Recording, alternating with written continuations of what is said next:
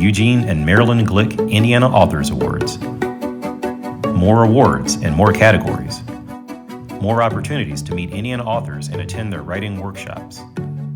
More promotion of local authors at libraries across the state. Monthly reviews of books by Hoosier authors appearing in small and large newspapers throughout Indiana. All efforts to help you find your next great Indiana read.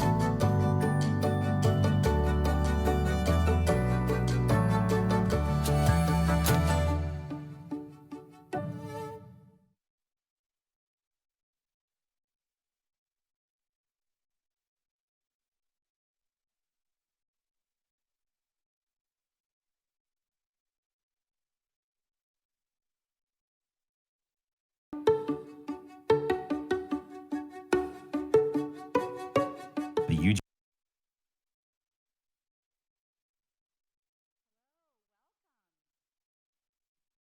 tonight. Are we ready for this?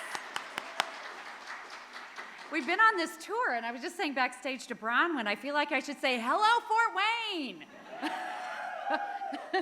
All right, well, good evening. It's my pleasure to welcome you to the final stop of Homecoming, an Indiana Authors Award tour featuring Fort Wayne's own AshleyCFord. My name is Kira Amstutz, and I'm president and CEO of Indiana Humanities, and my Northeast Indiana roots run deep. In fact, my dad, Randy Amstutz, is from right down the road in Harlan, and I grew up in Steuben County, so it's good to be home again as well for me. I'd like to start with offering our sincere thanks to this amazing group at the Allen County Public Library. I'd like to particularly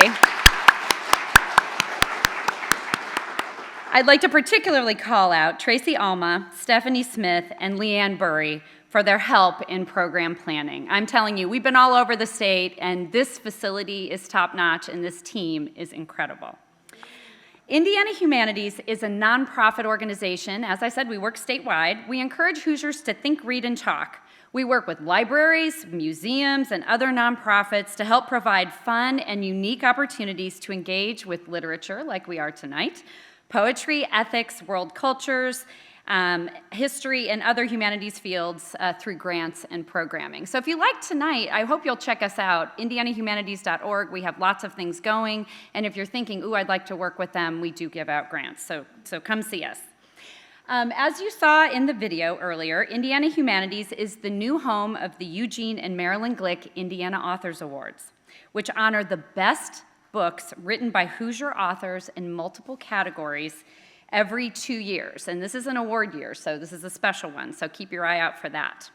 It's generously funded by Glick Philanthropies. This project is part of our growing work in the literary arts. What we seek here through our work in the Indiana Authors Awards is to elevate the authors not only through giving of the awards, but by bringing authors in conversations with readers. And I was checking a lot of you in earlier, and I was hearing, oh, I'm here with my book club. Oh, I'm excited, I brought my friend. Oh, I'm a teacher. We're all readers, and this is one of the things we want to do with the Authors Awards is connect with you all. So tonight's event is the last stop on this tour, and you guys are in for a treat. This approach features a prominent Indiana author in conversation with local writers and thought leaders. So finally, we're thrilled to be here tonight. We're excited for what's in store. And I thank you for being here, for being supportive of our author work. And again, thanks to the Allen County Public Library. Thank you.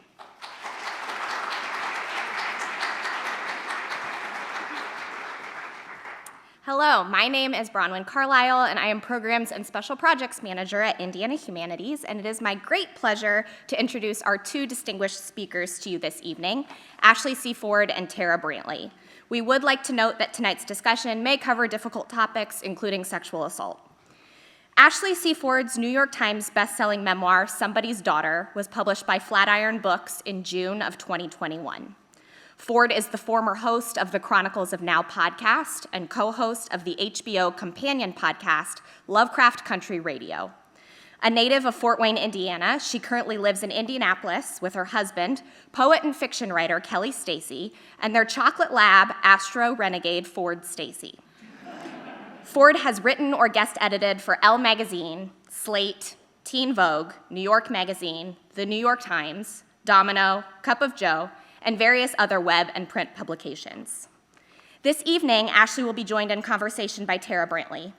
Tara Brantley spent 35 award-winning years in commercial broadcasting, 28 anchoring the top-rated morning and evening newscasts at Wayne TV in Fort Wayne.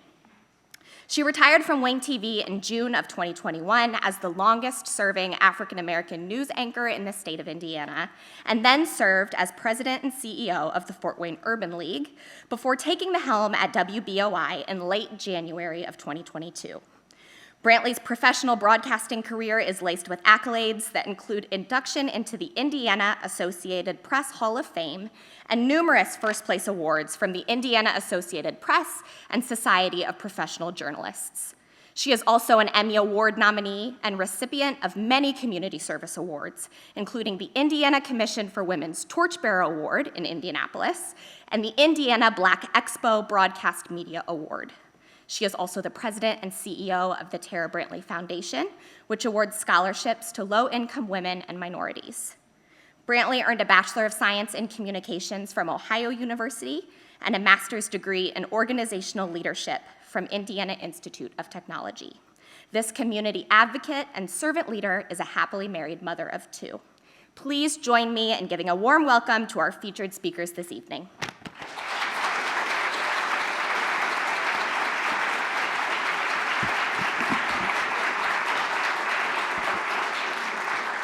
Bronwyn, thank you.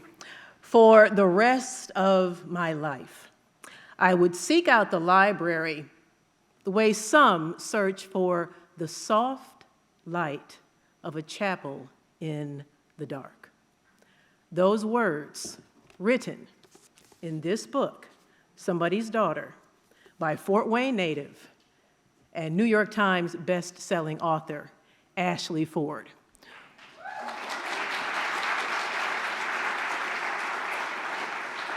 She is going to grace this stage for us this evening in one of her favorite locations, you could say. You could say it's a place where she found her voice, the Allen County Public Library. Again, thank you for joining us. It is my delight to be here. I'm Tara Brantley, former television news anchor for many, many, many years. Yes, I'm aging myself. Now president and general manager of 89.1 WBOI Northeast Indiana Public Radio, and I am delighted to be here with you this evening for a candid conversation with none other than AshleyCFord. As you heard, this homecoming is the final stop on Ashley's multi-city tour through Indiana. It was all made possible by the Eugene and Marilyn Glick Indiana Authors Awards, a component of Indiana Humanities. We're going to have a wonderful conversation. We're going to encourage you to come up and give your questions. And it's all going to start with a reading, though, by Ashley. She's going to come up here momentarily. She's going to read. She and I are going to talk, and then we're going to have you pose your questions. So Fort Wayne, right now I need you to show some love. Okay? Please give a warm and enthusiastic welcome back home to none other than AshleyCFord. Make her feel the love. Come on. There you go. There you go.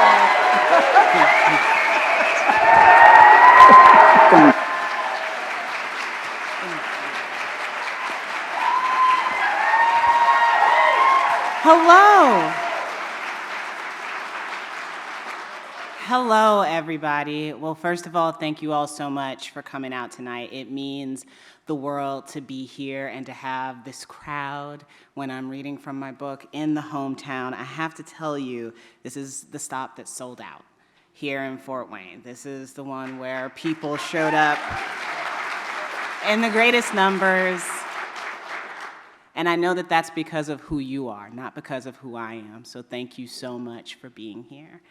I want to thank Indiana Humanities for doing this tour at all. I have to tell you, I didn't get to have a book tour because of the pandemic. I got to do it virtually, which wasn't terrible. I did get to talk to Oprah. But I didn't get to do the thing where you travel and you get to sit with people and read to them and talk with them. And so getting to do that here means the world to me. You mean the world to me. Thank you for coming. I'm going to start reading right now, I promise. I'm going to start reading from a point that I kind of want to catch you up for. I am a very young child at this point. I'm around 5 years old, and I've just moved to Missouri with my grandma for a year after my mother experienced a tragedy and needed a little space. My grandmother and I had our own routine. I had school and daycare all week, and I got to see a movie and get one toy on Saturdays from the dollar store. We alternated picking the movies, and when it was my turn, I could pick whichever movie I wanted, all by myself. I was electrified by the power of my choice and made my decisions based almost exclusively on the posters outside the theater. That's how I ended up picking films like Lorenzo's Oil, Passion Fish, and Groundhog Day. I was easy to please and never protested my grandmother's picks, even after Fire in the Sky made me cry myself to sleep for a week. My grandmother was loving, but being comforting wasn't her gift. Each night she taught me to read, alternating between the Holy Bible, Barbie comics, and supermarket celebrity tabloids. I thought Princess Diana and Mary Magdalene would have looked similar. I thought the same about Billy Ray Cyrus and Jesus. When the thought of alien abduction kept me up, the Star magazine I kept under my pillow reminded me to stop holding my breath. Living with my grandmother and her father in the fields of Missouri, I learned to think only of myself for hours at a time.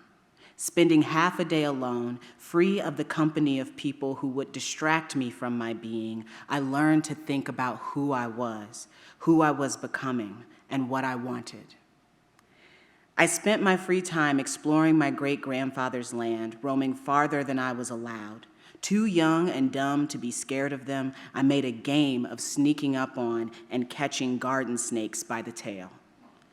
I caught them fast enough to shock them and then dropped them before they caught my skin between their fangs. I was only bitten once. It was fast and painful, but I did not scream. My eyes got wide and my arms flailed around until it let go. After the garden snake released me, I closed my eyes and leaned against a tree. I steadied my breath and soothed myself by speaking directly into the 2 puncture wounds in my first finger. It don't hurt, Ashley. I cradled the stinging hand with its opposite. If it hurt, you'd die. You won't die. On our Christmas visit to Indiana, my mother accused my grandmother of turning me against her. She acts like she doesn't even know who I am. My mother's tongue was coated in venom, her familiar anger rising in the back of her throat. A few days before Christmas, my mother came into the living room and saw me playing with a doll. It was the same doll she'd bought and wrapped for me under the tree. It was a doll she knew I'd love, something she hoped would remind me of the games we used to play and the life we'd had together back when we lived in the studio apartment. Now she was renting a 2-bedroom house with enough room for me to return, but I was still in Missouri. No one thought it would be a good idea for me to move back to Fort Wayne in the middle of a school year, but my mother missed me, and she wanted me home. She screamed at me for opening the present, a gift she had to have worked overtime to purchase. I did not only feel distant from my mother, I felt angry with her and unsure of what she wanted with me. She sent me away, called me back, and now she seemed mad that I was here. I started to walk away from her and found myself buried face first in her living room carpet. My mother kicked me. I didn't cry.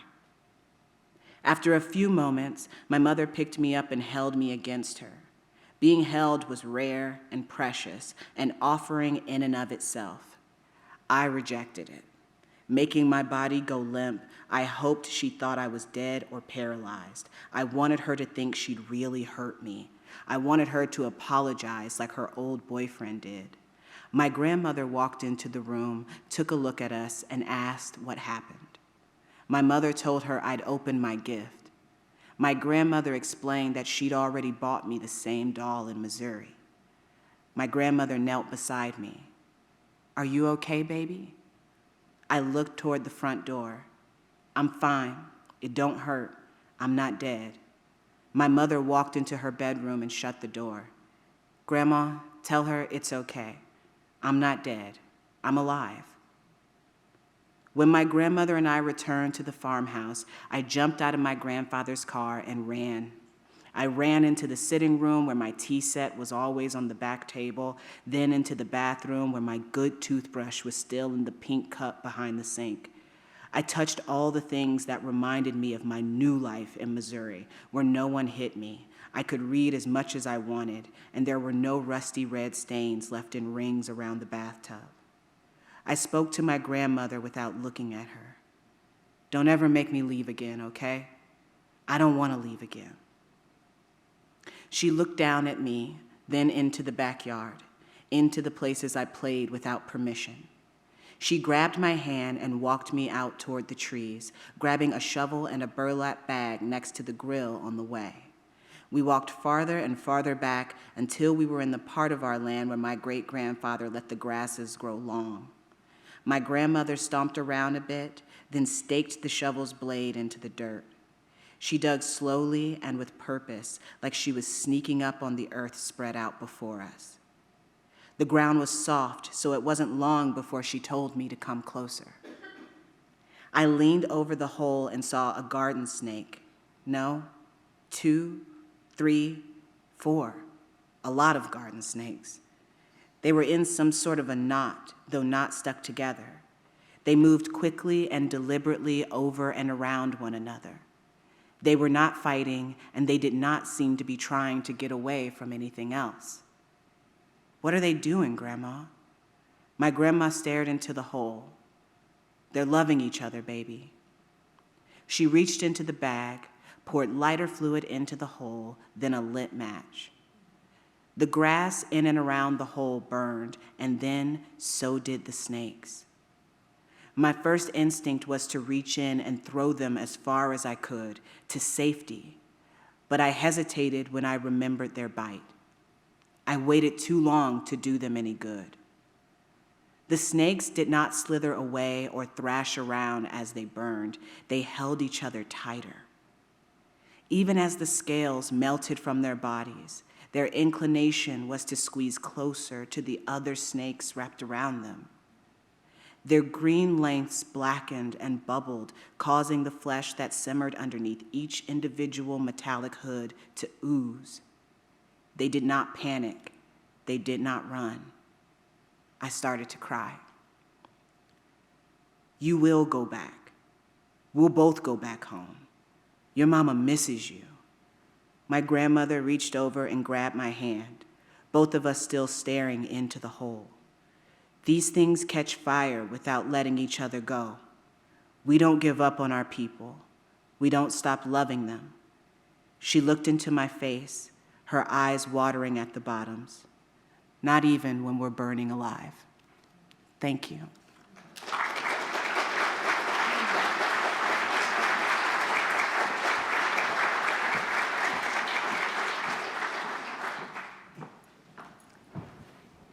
Ashley, thank you so much for that visual. Thank you. That was a very intense scene, very intense illustration. First question I must ask. How does it feel to be back home? It feels great. Look at all the attractive people who came out. I really love it when I look out into a crowd and see attractive people, and that's all I see tonight. So, you guys thank are you an all. attractive group. Okay, that is great to hear. Now you host podcasts. You have written for national publications. Of course, you have your New York Times best-selling book, Somebody's Daughter. How did the Allen County Public Library help you find your voice, your world, away from your world? When you go to school and you are a kid who likes books and you like to read, you get to spend a lot of time in the library, I found. Especially if you are a kid who tends to get in trouble and then get sent to the library so that you're not disrupting the rest of the class. Okay. So I got to spend a lot of time in my school library. And I really thought that those were all the books. I thought those were all the books there were because this was the library. Isn't this where all the books are? And then one day, my mom took us to the Hessen Castle branch of the Allen County Public Library, which was not far from our house. And she liked it because we could walk there and she could feel safe with us walking there. And I mean, at first, of course, you go into the kids section. And I went into the kids section and I found all these books that I loved. I found the American Girl series with Addie, and I loved those. And then I realized that nobody was going to stop me from going into the other sections. No, I could just walk over to the teen section or the regular fiction section, and nobody was like, "What are you doing over here, kid?" And once I figured that out, it felt amazing. It felt like this secret, like a whole world opened up. And I was too afraid at first to check the books out, so I used to just know where they were and come back every day to read more of the same book. I got through Lucille Ball's biography when I was in 4th grade like that. I just kept coming back to read it. And it was just worlds opening over and over and over, and finally realizing that somebody had to create those worlds. That was a job. Somebody's job was to sit down and create worlds that other people could exist in and imagine in and find their own creativity in. And I wanted that job really bad. I don't know that even then I thought I could have it, but I knew I wanted it. And I figured that out at the library. Nice. Your book explores growing up in Fort Wayne with a single parent because your father was incarcerated. It explores being raped as a teenager, a young teenager, and then finding out that your father was incarcerated for raping 2 women. Yes. How did that impact your relationship with him and how you saw yourself? Well, our relationship was already so... Our relationship was something that did not really exist in reality. In some ways it did. He was my dad. He is my dad. I am his daughter. That is reality. And he sent me these letters, and that is reality. And they were full of love, and that is reality. But nobody really talked to me about my dad. Everything that I believed about him at that point was sort of fantasy. It was built from little things here and there that I had accidentally overheard people say, or that people said before they were thinking. Somebody who would look at me and go, "That's something your dad would do. That's exactly the kind of thing your dad would say." And me just being hungry for that kind of information because it wasn't available to me otherwise. So when I find this out about my dad, what it really did was bring our relationship into reality. The fantasy couldn't hold anymore. It couldn't exist. The idea of who my dad was, who he would have been if he was there, what he might have been, his values, all of those things that I had made up for myself, a caricature of a father, suddenly at 14, I had to reckon with the real person, his actual humanity. And that was terrifying. And so for a long time, I just resisted it. I just tried not to think about him. I tried to hold on to the fantasy and let go of the reality and let that be somebody else's problem. But that's not how humanity works. Right. So eventually, you have to face the reality, and I decided to do that when I was in college. Before college, what kind of relationship did you have with your mom? She kept this information from you about your father. And in the book, your relationship is stressed with your mother. How did that shape you? I love my mom so much, And I think from really early on, I could perceive her stress and frustration and anger in a way that she did not anticipate for a child to be able to. And I think that because neither of us had the privilege of time or support to be able to build the kind of relationship that I think she would have wanted to have with me, it just never happened. You can love someone and live in the same house with them and literally come from their body. She made my bones in her stomach, you know? That can all happen. And you can get to 18 years old and realize that that person has never really asked you if you had a good day. And you have asked them, and you've tried to open that up, and they may even have reacted to your attempts to be open with suspicion and with guardedness and defensiveness. My relationship with my mom has changed a lot in my adulthood for the same reasons that my relationship with my dad changed, which was that I let go of a fantasy and accepted reality. I love my mom so much, I don't need her to be somebody else. I don't really need her to be different. I accept her just as she is, and I can't imagine doing it differently at this point in my life. I think when I was young, I could definitely imagine do it differently. I was a jerk, you know? I mean, in some ways, I was a delightful child. As a teenager, I was a jerk. Hold on for a second. What? I'm curious. Why were you a jerk?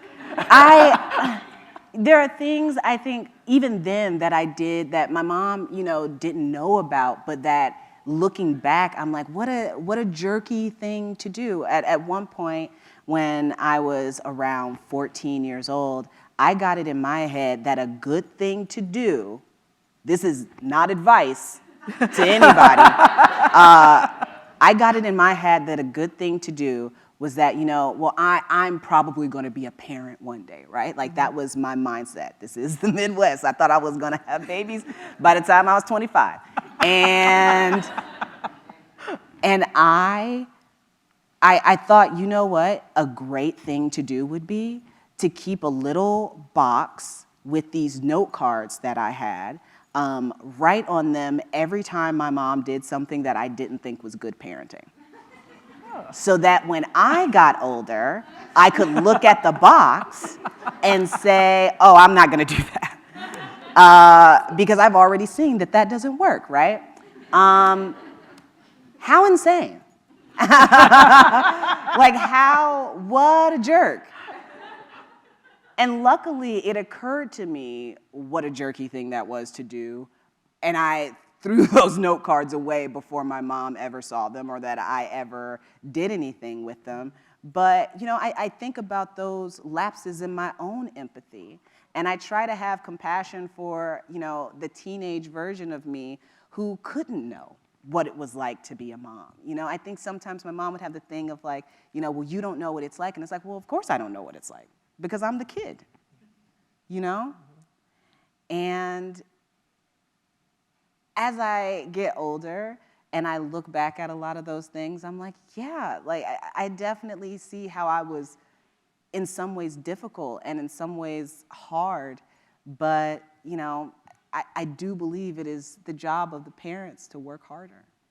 Do you think that being difficult and hard helped keep you sane? Yes. Being difficult and being hard was my reaction to feeling contained and silenced in most other ways. I like to say that my personality when I was in school was almost split. Ashley at home was a person who was quiet, who was usually off somewhere on her own, doing her own thing in her room, just either reading or watching Dawson's Creek or something like that.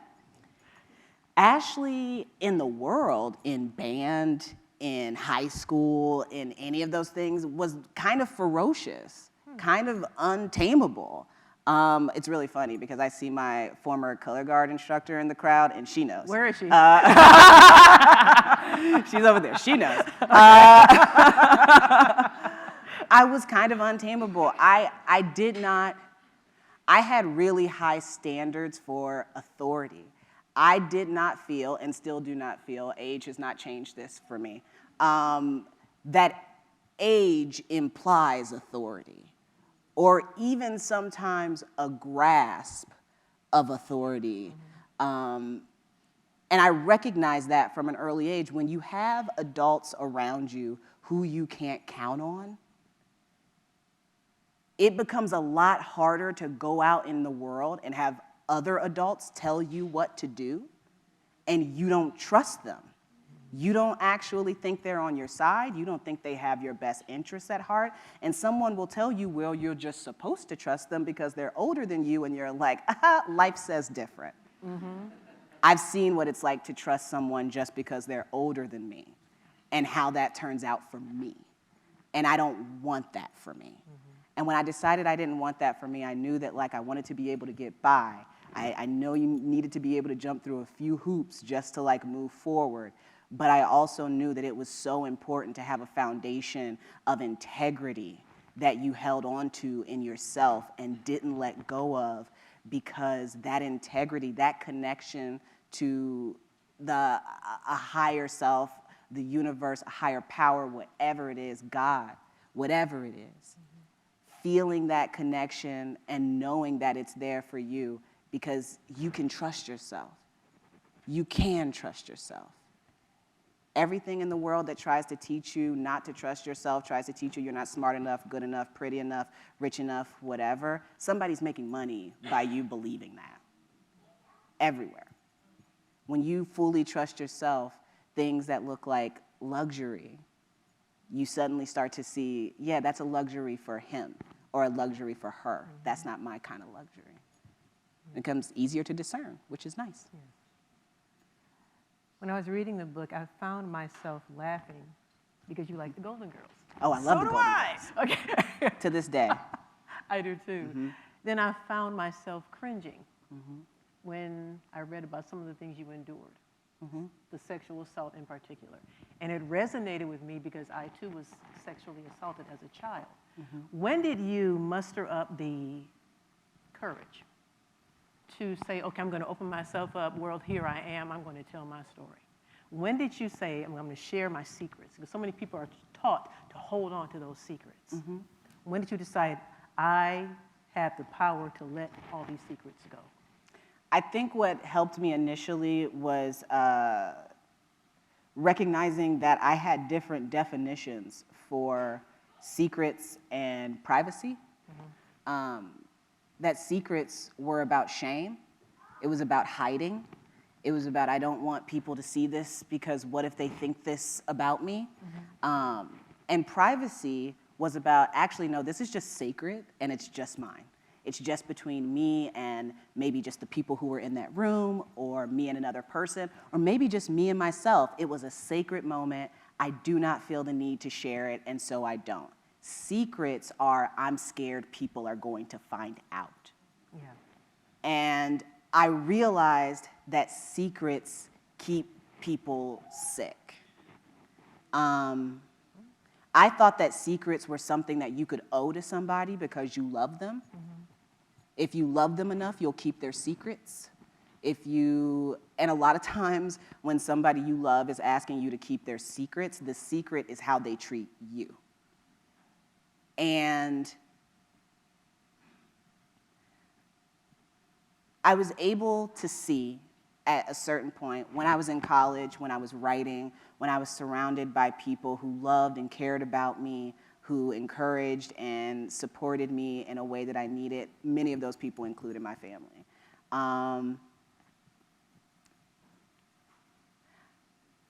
I recognized that a lot of the things that I were trying to keep secret were not things that I actually did anything to be ashamed of.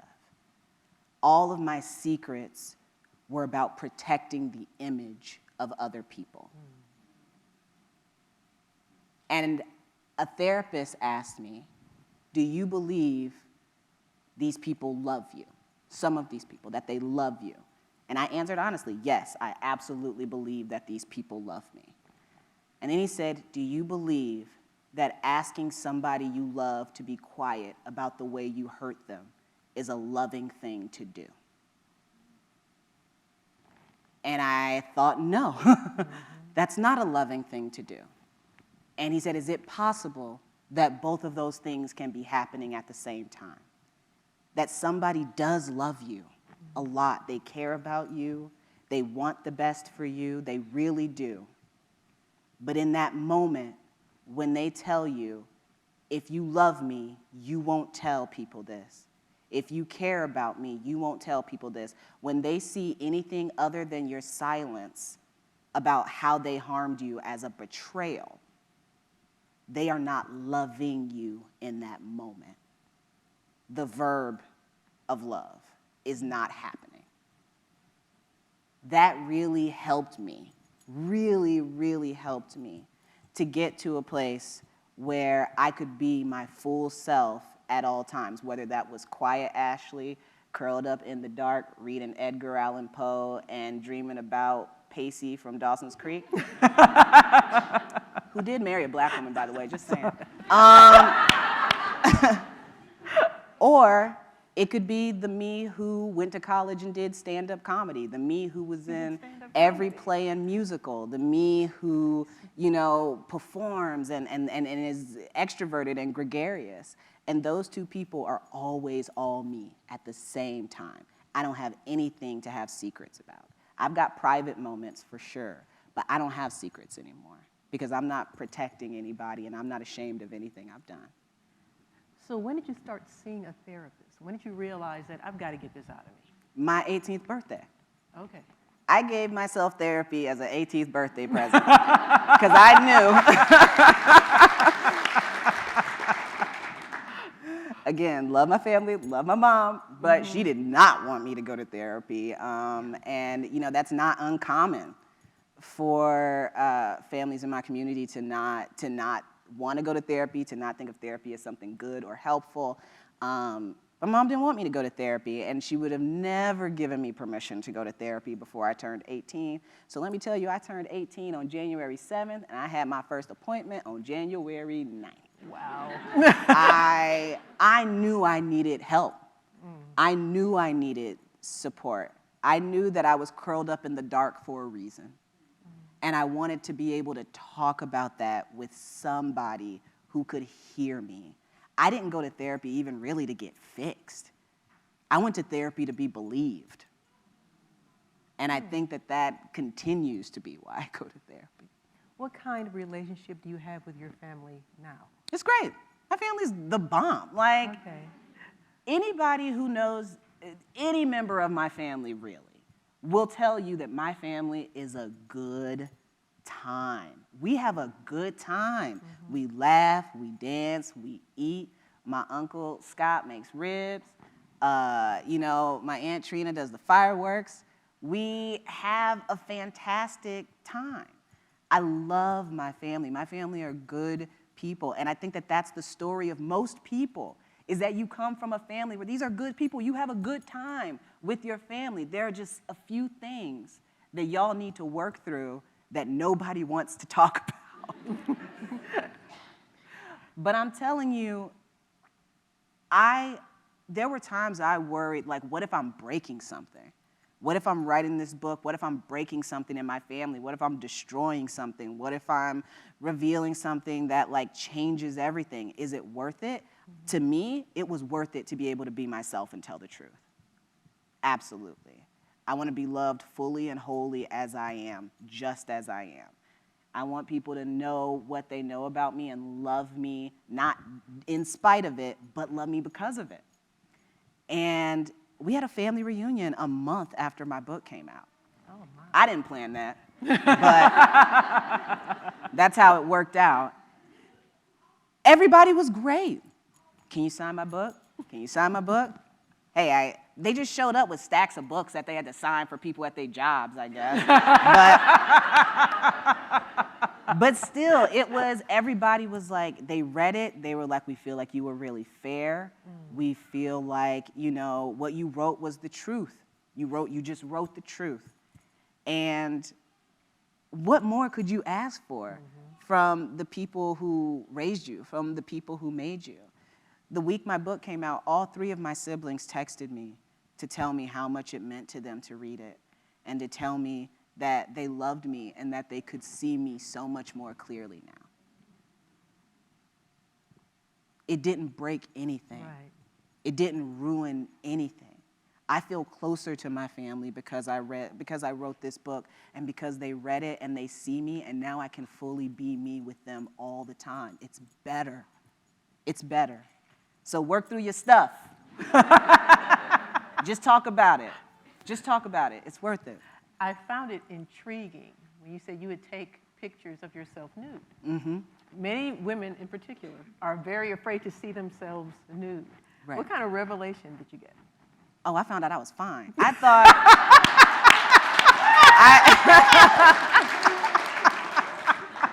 I don't know what I had in my head about myself and my body and what I looked like. And I definitely had some some modesty stuff and do I wanna look, but it's me.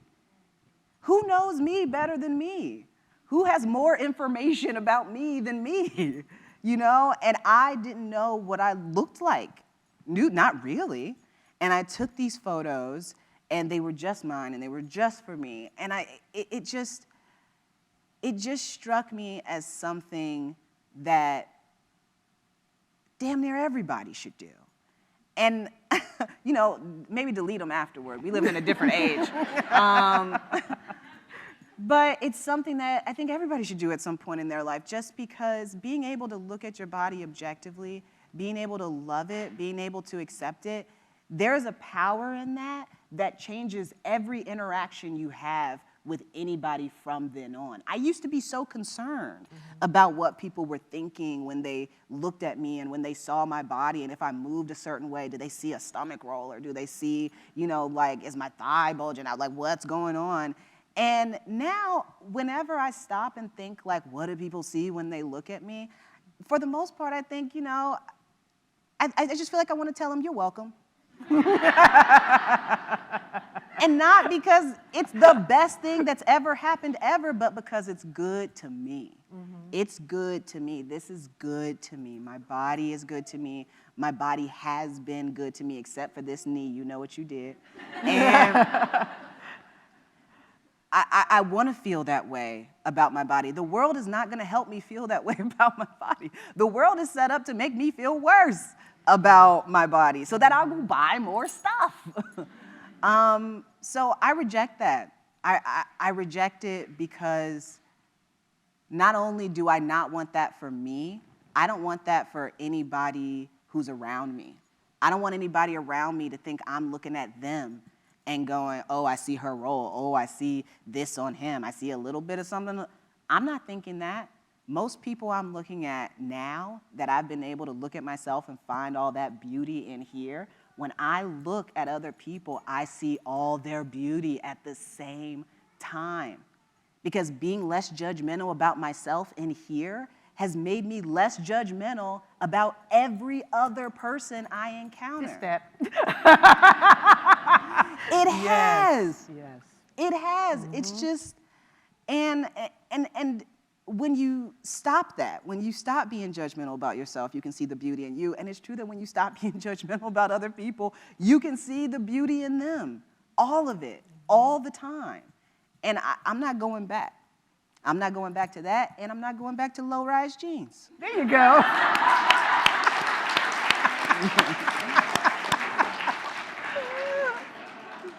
So Never again. So having this epiphany that you're fine was one of the greatest things to experience. You also are married. I am You super have married. a dog. I've got this great dog as well. Hubby, you're down there. Go ahead and wave. That's my husband. There we go. That's him. That's Kelly. He's great. Do you all ever plan to have children? I I don't know. We talk about it. We go back and forth. It is a pretty consistent conversation. And at this point, it really is, I think, kind of the ball is in my court. And I have to decide whether or not that is something that I want to move forward, that I want us to move forward and try to have a family in that way. It is hard to make that decision. It's so hard because I feel like my book does a lot of, it's not the harsh lens, but it is a more critical lens, and I think people are used to seeing of a child toward parents and adults in general. And because of that understanding of the real weight of parenthood in a child's life, that is undeniable to me. What I would want to be for my child, I don't know anybody could be. I don't know if it's exactly human to be able to be what I want to be for my child. What do you want to be?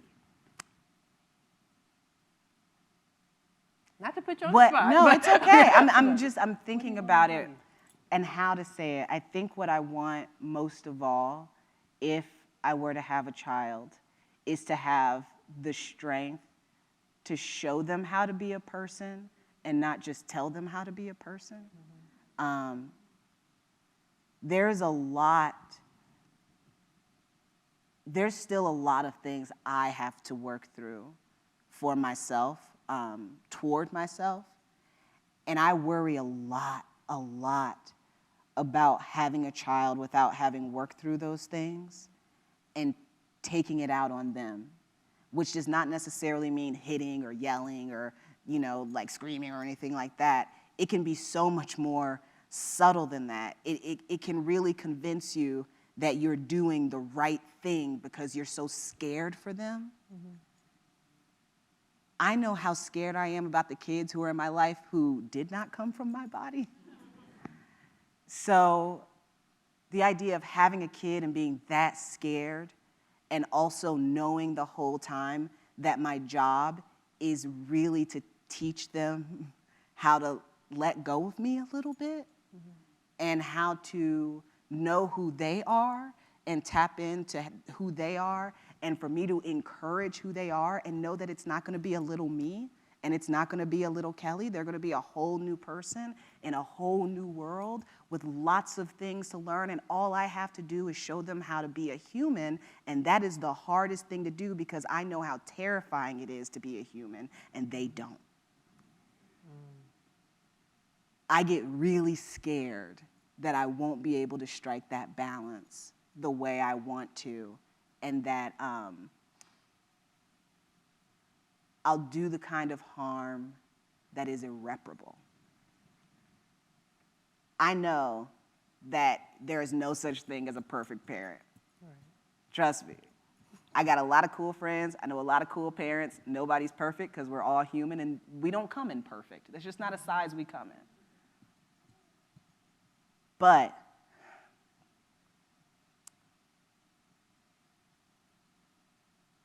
I have such high regard for children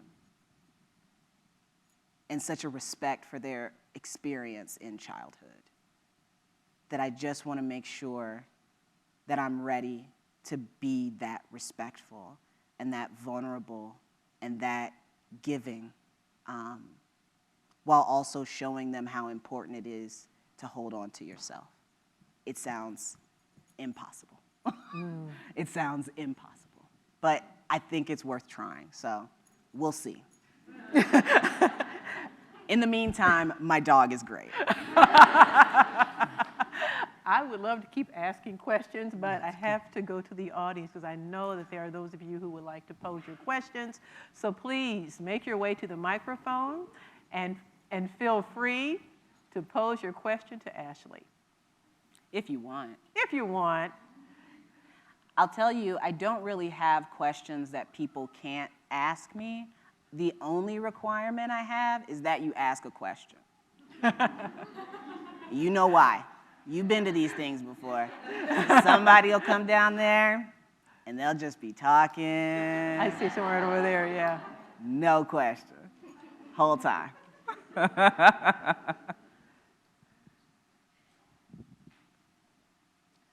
Hi. Hi. I was on the debate team in school, so I'm always happy to be the first person to ask a question. I was just wondering, when you were writing your book, was there anybody you wrote about that you felt, shit, I need to run this past them first? No.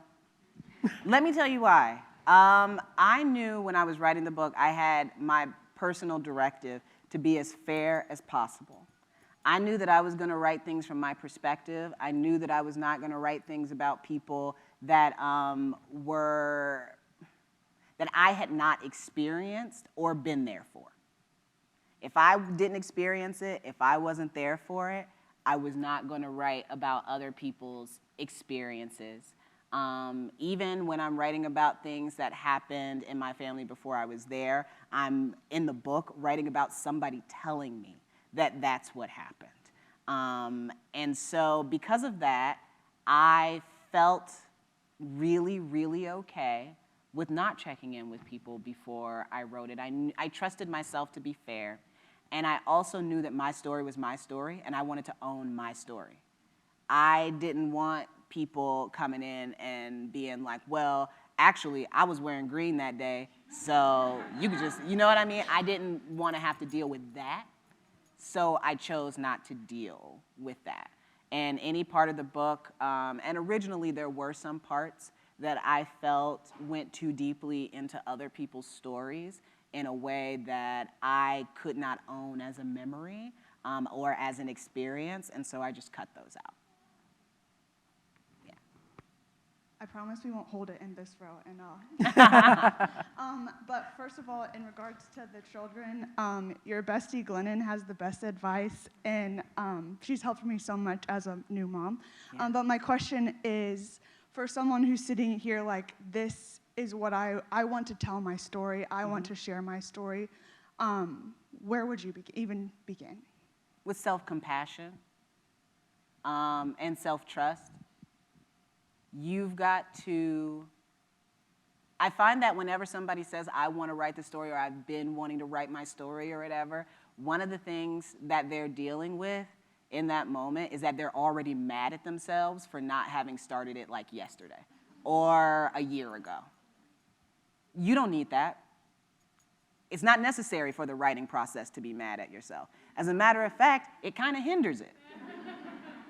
It's hard to be creative, which is an act of self-trust, to be creative when you don't think you're a good person, or when you don't think that you are a person who deserves to be creative, or when you just don't trust yourself. But you know your story. You have to understand that the idea that you can't trust yourself is man-made. That is a man-made idea. And a lot of factors in the world are working to keep you in a place where you don't trust yourself, so that you have to listen to other people, usually people who have put themselves in positions of authority that is unearned and, in a lot of cases, unauthorized. Nobody told them they could be that, but they think of themselves that way, right? You don't need that. You don't need them. All you need is you and a pen and some paper, or a screen and a keyboard, or you and a voice recorder, whatever you need, and to start telling the story. That's it. You know what would make you a writer? Writing something down. That's it. Not being published, not having someone else call you a writer. You're a writer as soon as you sit down and write. And you don't have to be mad that you didn't do it yesterday. Every time you sit down, you start with forgiveness for yourself. That is the first place you start. And then you go. Okay? Also, Glennon does have the best advice about stuff. She does. Hi, good evening. Hello. Thank you for your transparency this evening. The question that I have for you is, in writing your book, Freeing Your Mind, acknowledging your trauma that you've experienced in life, did this give your family members an opportunity to address their trauma and possibly free themselves from that trauma? Because you know that trauma can be generational. Oh, yeah. And someone has to step forward and break that generational curse.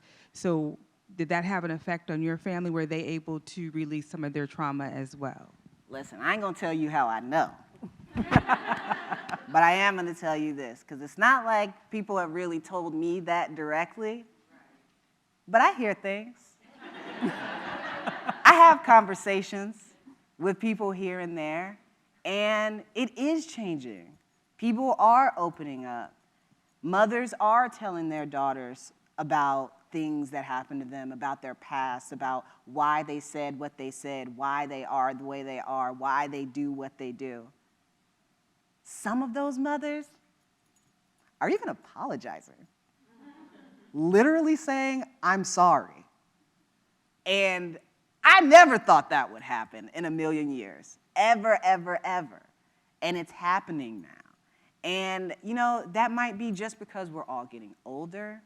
That might be because we are in a culture and society now that is having those conversations and normalizing them so that they're being more normalized within the family structure as well. But I like to think that good old cousin Ashley had something to do with it. I like to think that somebody said, if she can talk about it, I can talk about it. And so I hope that's true. I'll say that. I hope that that's true. Hi, back here. Hi. Thank you for your time. Really appreciate you coming and talking to us tonight. So my book club and I, we were all really impressed with your way that you could articulate and the analysis that you were able to have as a child, especially a small child. And I just don't know how much of that was from your actual memory, and then maybe through the writing process, were you able to look back as an adult and add some of that insight into your book, or were you just like the world's tiniest genius and, and very emotional, like emotionally self-aware and stuff like that, just because, I mean, you went through so many different experiences that you were able to, I mean, really well articulate from an early age that were beautifully written, so. Thank you for that question. There are a few things that were going on for me when I was young. First of all, one of the things I've learned in therapy over the past several years is that when a young child experiences a certain kind of trauma, what happens is a lot of those faculties that most children don't need because they are so safe and protected at a certain age, if you are not safe and protected, those functions start to come online early. And you start to make memories early. Sometimes you actually start to lose memories more quickly than you normally would because your body is trying not to hold on to those things because your little system can't handle it and doesn't want to know. I was a recorder from a very early age. I have, not to go too deep into my medical history, but there's some neurodivergence there. There's also the fact that I watched a lot of TV and movies as a kid, and my brother and I would memorize the whole movies. We would sit there and we would learn all the words to the movies and television shows, and we would talk to each other like those people sometimes. See, I mean, there's a part of the book where I'm bullied quite a bit. At least a little bit of that has to do with the fact that my brother and I probably literally thought we were Power Rangers. So So there was a lot going on there in terms of like my memory. It did occur to me for some reason at a very young age that memory was really important and that I needed to work on my memory and that I needed to try to hold on to memories so that I didn't lose them and so that I didn't lose people. I think some of that comes from those films and television as well. I was born in 1987, and I don't know how many people here are millennials from around that time, but when you think back to the movies and television that we grew up on, quite often when there was a villain who was an adult, that villain had forgotten what it was like to be a child. Or if there was an adult who needed to access something or dig into a part of themselves or they needed to learn a big lesson, they had to turn back into a child or go back and remember what they knew as a child that they forgot in order to like function in the present. And as a kid, I remember having the thought of being like, you know what would be a really easy way to never have to deal with this? Just don't forget what it's like to be a kid. Hold on to the memories. Whenever something strikes you as important, whenever something strikes you as significant, hold on to it. Because I thought when adults hit me, it was because they didn't remember what it felt like to be small and get hit. That's what I thought. I thought if they remembered, they wouldn't do it anymore. And because I didn't want to grow up to be an adult who hit kids, I figured I better hold on to my memories. So no, I don't think I was a genius, but you know, maybe a touch of ADHD. All right, this will be our last question for the evening. Okay. So I'm also a part of a book club, and so first of all, I want to thank you so much last summer for going into Hyde Brothers and signing a stack of our books, because you made a bunch of like nerdy beer drinking babes super excited and loved, and we're all here, and thank you so much. We were like, we were so excited. We were so excited. So there's some faces to some books that you signed. I felt so much connection, and I know many of us did when reading your book. And I guess I want to ask what would you say to somebody, and obviously there's a little bit of me asking, to somebody who's trying to mend a strained or broken relationship with a parent as an adult?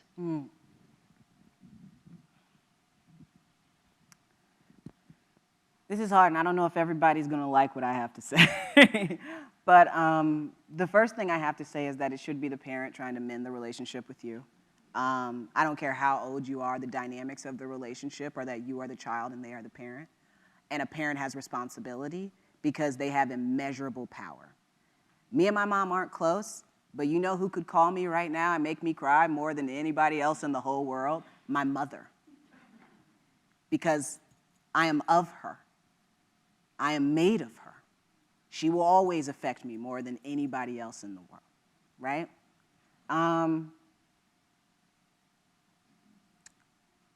There is an equal measure, or at least there should be, of responsibility and power in that relationship. An estranged parent has a lot of power, which means they also have a lot of responsibility. And they should be engaging that responsibility in order to reach you. They chose to have you. They brought you here, not the opposite way around. So,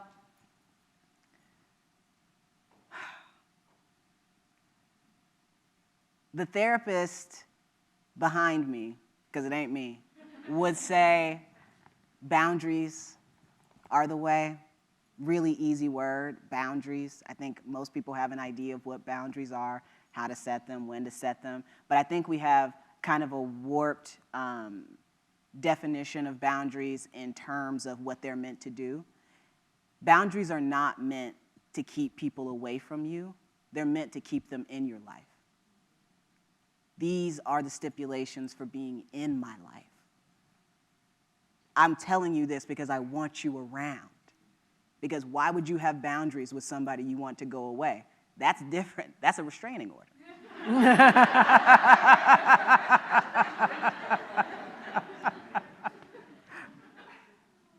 I can't tell you how to mend your relationship with your estranged parent, but I can tell you how to take care of you, which is trust yourself. Trust yourself. Trust yourself. Have compassion and love for yourself. And if you can, accept reality. Accept who they are. The limits that you've learned because you're an adult and you've been watching them your whole life, you know where their limits are. You have to know at this point that if those limits change, if they change, it'll be their decision, not yours. Accept them as they are. And if that means we can't talk right now, we can't talk right now. But a wall can have a door in it. And they can always come knocking on that door when they're ready to talk. Okay? Just keep a door in the wall. This has been an absolute delight. Thank you. Thank you so much. Thank you, Tara Brantley. It's Tara Brantley, y'all! It's AshleyCFord!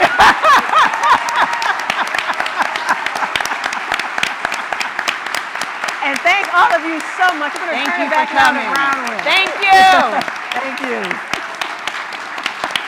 Thank you. Thank you.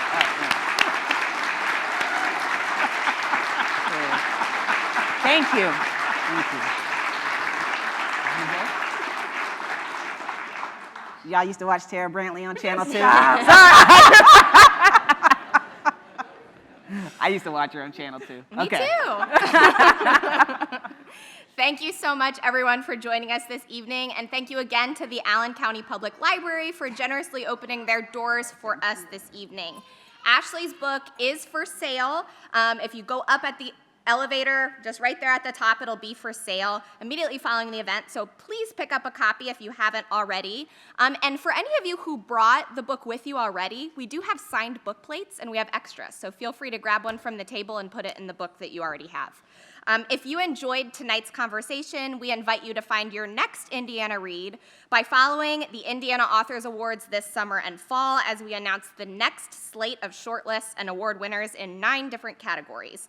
So you can find information about how to stay involved with Indiana Humanities and the Indiana Authors Awards on that flyer that you received when you came in this evening. Thank you for joining us again. Please thank Tara and Ashley again for their time and enjoy your night. Thank you. Thank you again. Also, thank you to our lovely interpreters. Yes.